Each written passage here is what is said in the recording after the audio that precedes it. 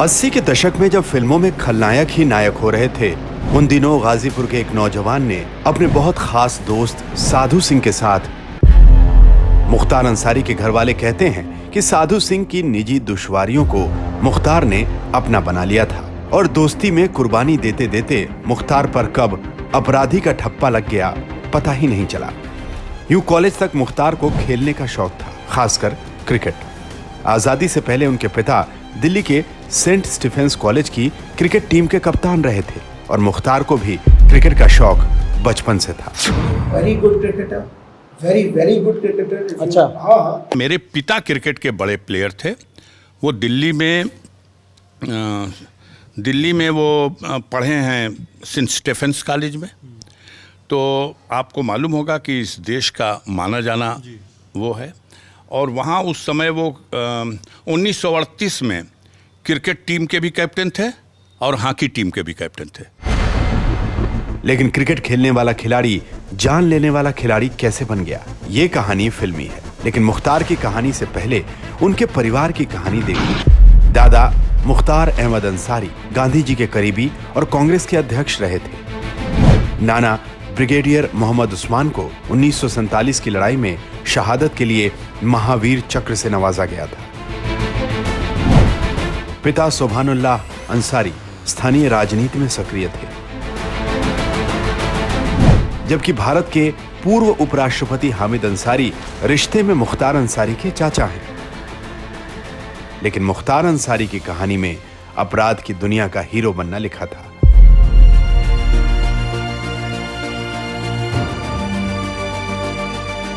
यह वो दौर था जब पूर्वांचल पर केंद्र की सरकारें ज्यादा ध्यान दे रही थीं, विकास योजनाएं बन रही थीं और विकास योजनाओं को ठेकेदार अमली जामा पहना रहे थे।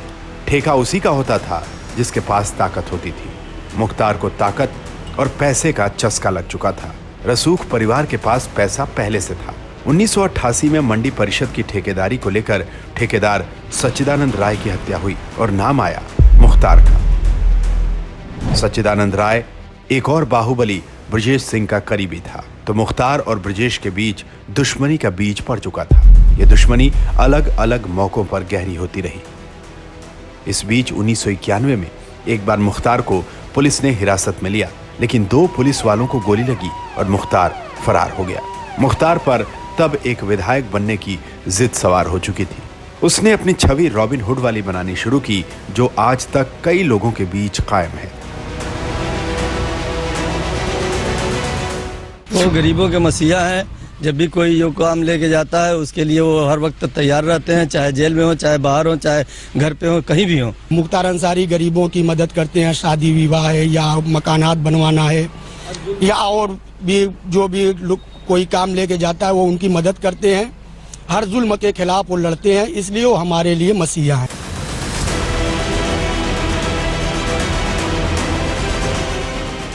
उन्नीस के बाद के हालात में बीजेपी को छोड़कर बाकी दलों को ऐसे प्रभावी मुस्लिम नेताओं की तलाश रहती थी जो अल्पसंख्यक वोटों को अपनी तरफ कर सके। फिर उन पर आपराधिक केस हो या ना हो, इससे फर्क नहीं पड़ता था। 1996 का चुनाव मुख्तार ने बीएसपी के टिकट पर लड़ा और विधायक बन गए। इस वक्त तक मुख्तार ने अपना राज चलाने के लिए एक फिल्मी तरीका सीख लिया था।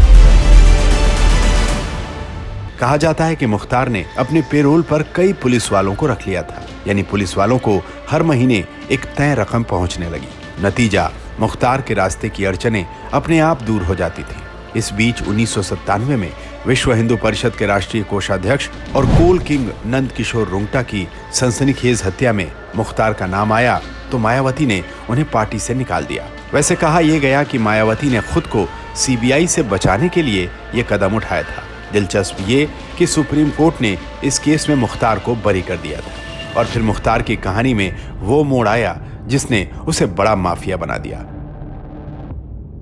2005 में विधायक कृष्णानंद राय की गाड़ी को घेरकर उन पर गुंडों ने गोलियां बरसाईं। 500 राउंड से ज्यादा फायरिंग हुई।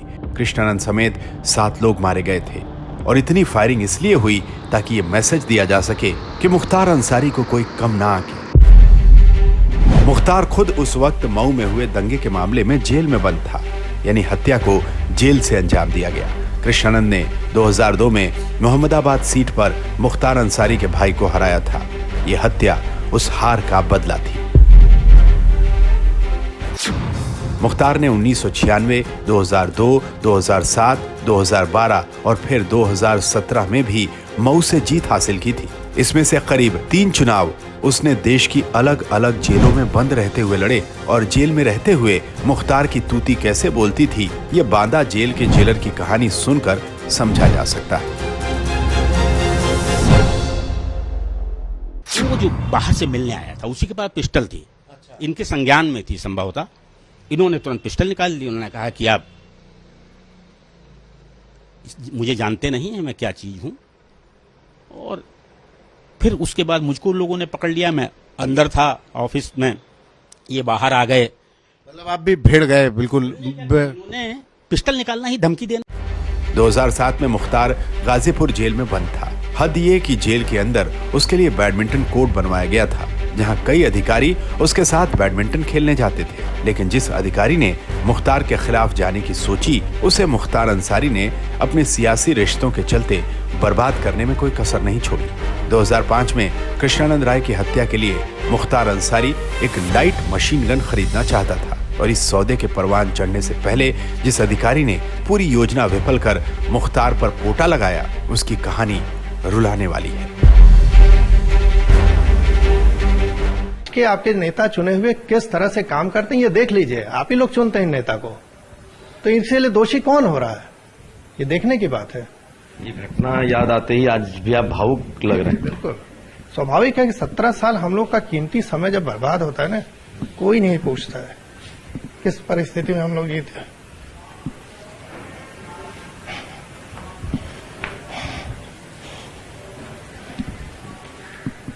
नौकरी छोड़ने का दर्द, नौकरी छोड़ने का नहीं दर्द, लेकिन कैसी परिस्थिति हम लोग जीते हैं, परिवार हम लोग जानते हैं किस तरह से जान बची हम लोग की।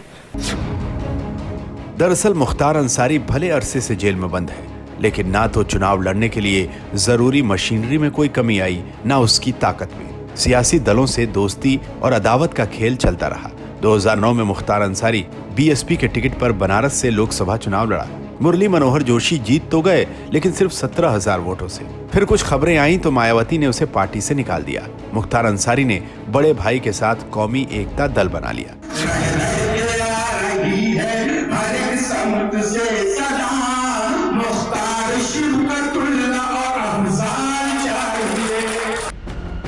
मुख्तार ने 2014 में नरेंद्र मोदी के खिलाफ बनारस से चुनाव लड़ने का ऐलान किया, लेकिन फिर कहा कि सेकुलर वोटों का बंटवारा ना हो, इसलिए वो नाम वापस ले रहे हैं। शिवपाल यादव मुख्तार को समाजवादी पार्टी में लाने वाले ही थे कि अखिलेश ने इनकार कर दिया। मायावती ने दरवाजा खोल दिया। चुनाव में अंसारी परिवार को थोक के भाव में टिकट दिए गए। कुछ सीटों पर टिकट भी फाइनल कर दिए गए हैं, जिसके तहत मऊ सदर विधानसभा की सीट से वर्तमान सिटिंग एमएलए मुख्तार अंसारी को टिकट दिया जा रहा है और साथ ही घोसी की सीट से अब्बास अंसारी को, जो इंटरनेशनल खिलाड़ी हैं, जिन्होंने 2 बार राष्ट्रीय गोल्ड मेडल भी प्राप्त किया है, इनको भी टिकट दिया जा रहा है। जिन दिनों मुख्तार की तूती बोलती थी, तब मुख्तार सुनहरे रंग के चश्मे के साथ पत्रकारों के सामने हाजिर होते और जेब से पिस्टल निकालकर खेलना शुरू कर देते थे। लेकिन वक्त बदल गया। केंद्र में मोदी और यूपी में योगी सरकार ने मुख्तार का खेल बिगाड़ दिया। उन्हें अपनी जान का खतरा नजर आने लगा। मेरी जान का खतरा है और मेरी हत्या कराने के मकसद से ही मेरा जेल से ट्रांसफर कराया गया है। और यदाकदा जब भी पत्रकार के सामने आए तो दर्द ही छलका। मुख्तार अंसारी ने 2021 में आखिरी बार सुर्खियां तब बटोरी जब उसे पंजाब की जेल से यूपी शिफ्ट किया गया था। उसने पंजाब जेल में बने रहने के लिए अपनी ताकत झोंक दी। जिस केस में उसके खिलाफ चार्जशीट भी नहीं थी, वो उस केस में पंजाब की जेल में बंद था।